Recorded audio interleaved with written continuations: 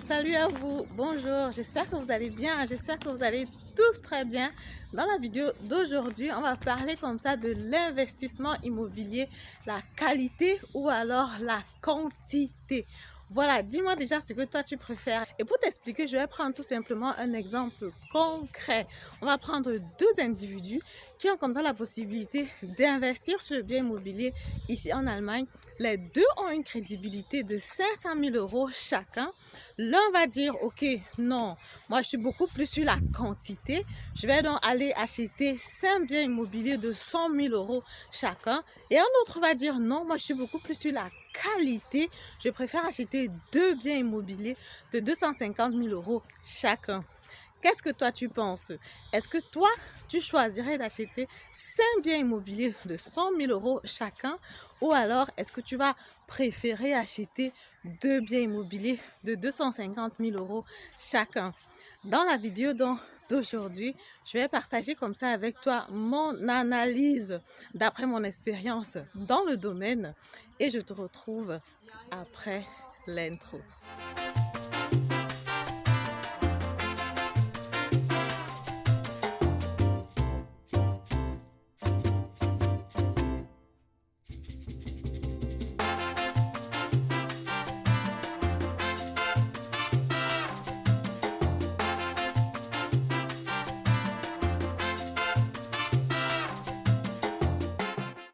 Dans la vidéo d'aujourd'hui, je suis comme ça à Francfort où je suis venue accompagner donc un client pour l'achat de son premier bien immobilier. Donc il était très content de faire cet achat-là. Et voilà, je profite comme ça pour faire une petite vidéo. Dans la vidéo d'aujourd'hui, je vais donc vous parler de l'investissement immobilier, la quantité ou la qualité. Mon nom c'est Madeleine Nintedem, je suis investisseur immobilier, coach en investissement immobilier, créatrice de la formation Investir en immobilier comme un pro. Je suis aussi agent immobilier, c'est-à-dire que je peux mettre des biens immobiliers à ta disposition si tu es comme ça prêt à te lancer. Un peu comme pour le jeune garçon que je viens d'accompagner pour l'achat de son premier bien immobilier. Si tu veux d'abord comprendre les bases de l'investissement immobilier, tu peux aussi te joindre à nous. Tu peux aussi comme ça prendre la formation Investir en immobilier comme un pro qui va te permettre tout simplement déjà d'asseoir les bases de l'investissement immobilier, d'intégrer un groupe privé WhatsApp où tu pourras poser toutes tes questions concernant l'investissement immobilier et aussi naturellement me retrouver lors des séances de travail les mercredis de 20 h à 22 h. Alors, l'investissement immobilier, la qualité ou la quantité. Voilà, quand on parle de qualité en investissement immobilier, j'aimerais vraiment appuyer ici qu'on parle vraiment de l'emplacement. C'est l'emplacement qui est tout pour l'investissement immobilier. L'investissement immobilier, c'est emplacement, emplacement, emplacement et encore emplacement. Dans l'investissement immobilier, on va se concentrer sur la qualité de l'emplacement. Est-ce que le bien immobilier est bien placé? Qui dit emplacement du bien immobilier, qui dit qualité, dit naturellement plus de dépenses, plus de coûts. Le prix au mètre carré qui est bien dans un bon emplacement ne peut jamais être la même chose que le prix au mètre carré dans une région qui n'est pas très bien placée. En général, il faut mettre quelque chose de classique qui peut convenir à un maximum de personnes. Donc voilà, en investissement immobilier, quand je parle donc de qualité, je parle donc de qualité de l'emplacement et pas forcément de qualité du genre, voilà, comment est-ce que les murs sont faits, est-ce que c'est forcément le parquet de très bonne qualité, est-ce que c'est les carreaux de très bonne qualité? Non, c'est pas ça, c'est beaucoup plus dans le sens de l'emplacement, quoi. Comment est-ce que le bien immobilier est accessible? Est-ce que les gens ont envie de vivre là-bas? Est-ce que les gens vont continuer à vouloir vivre dans ce coin-là? Imaginez qu'on a deux personnes, les deux, on va dire que les deux ont une crédibilité qui va jusqu'à 500 000 euros. Fais-moi savoir en commentaire, juste comme ça, même sans avoir écouté toute la vidéo, ce que tu choisirais. Si tu as une capacité d'endettement qui va jusqu'à 500 000 euros, est-ce que tu vas préférer acheter des petits appartements de 100 000 euros chacun qui ne sont pas forcément très bien placés parce qu'effectivement, avec 100 000 euros, il y a les villes où si tu tapes, ok, je veux un appartement 2 pièces à 100 000 euros, le moteur de recherche va tourner. Après, il va te dire naturellement qu'il n'a rien trouvé, à moins que ce ne soit la vente aux enchères, quoi. Mais sinon, un bien immobilier à 100 000 euros, un appartement dans une grande ville, ça va être relativement compliqué. Forcément, si tu as une capacité d'endettement de 500 000 euros, Tu peux prendre un petit appartement dans les coins, voilà, on va dire un peu reculés, ou alors tu prends 2 bons biens immobiliers dans les grandes villes. Qu'est-ce que tu choisis donc en ce moment-là? Pour moi, de toutes les façons, le choix est clair. Moi, je choisis la qualité parce que c'est toujours, voilà, fantastique de prendre un bien immobilier dans un endroit qui va prendre en valeur. Comme je disais en début de vidéo, l'emplacement, c'est la clé. Maintenant, quand tu as une capacité d'endettement de 500 000 euros, je ne veux pas dire qu'il n'y a pas des personnes qui n'achètent pas les biens immobiliers qui sont éloignés. Ça peut se rentabiliser aussi si tu n'as pas la possibilité d'acheter plus. Mais ici, dans ce cas de figure, on a 2 personnes qui peuvent aller jusqu'à 500 000 euros dans la crédibilité. Donc moi, je choisis 2 biens immobiliers bien placés où je suis sûre qu'ils vont prendre en valeur et où je n'aurai pas forcément de difficultés pour trouver un locataire. Parce qu'effectivement, quand tu prends des appartements qui sont dans les régions qui sont reculées, tu peux avoir des difficultés pour trouver le locataire. Et personne ne veut ça. Et en plus de ça, quand tu as 5 appartements à gérer, bon, je ne sais pas pour vous, hein, mais moi en tant que propriétaire, la gestion, je trouve que c'est quand même un travail en fait. C'est vrai que tu peux payer pour une société pour qu'elle fasse la gestion à ta place et que tu as 5 appartements. Pour chaque appartement, il faut que tu payes. En général, les prix pour la gestion locative vont varier entre, je sais pas moi, 15 et 50 euros selon l'emplacement. Disons ici que prenons peut-être 20 euros vu que le bien n'est pas très bien placé.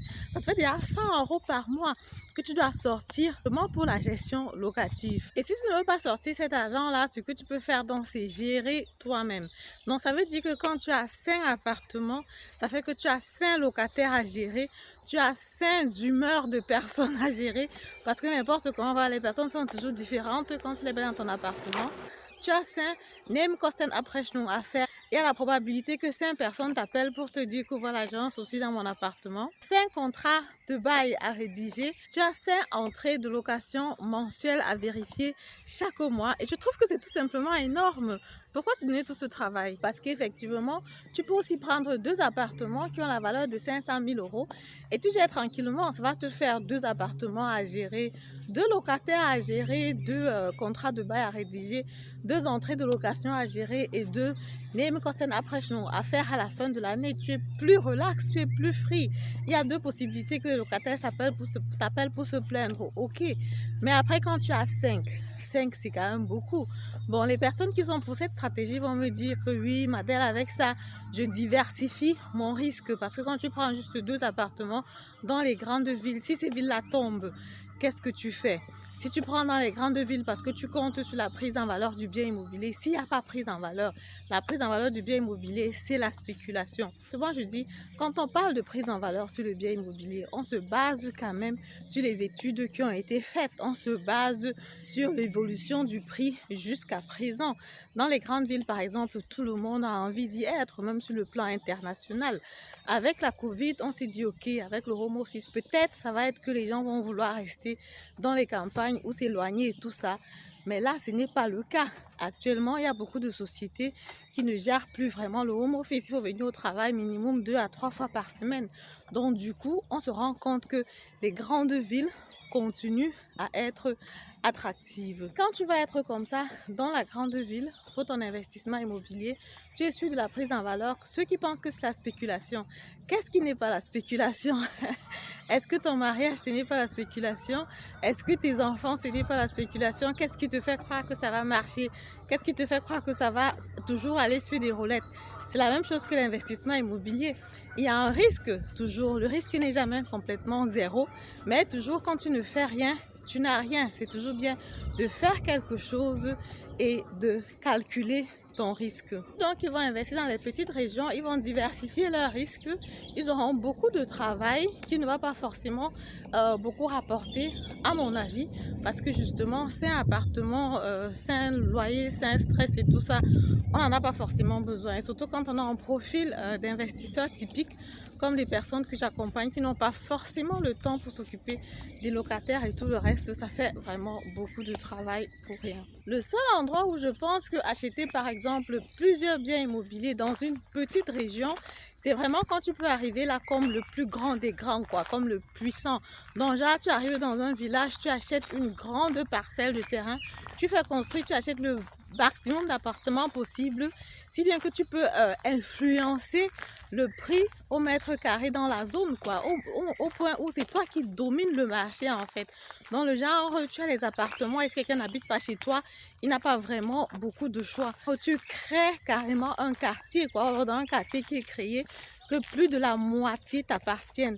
En ce moment-là, tu peux dominer le marché et influencer le marché et fixer carrément le prix si tu trouves qu'il y a des personnes qui veulent vivre là-bas. Voilà, c'est donc ce que je voulais partager avec vous dans cette vidéo. Investissement immobilier, la qualité ou la quantité.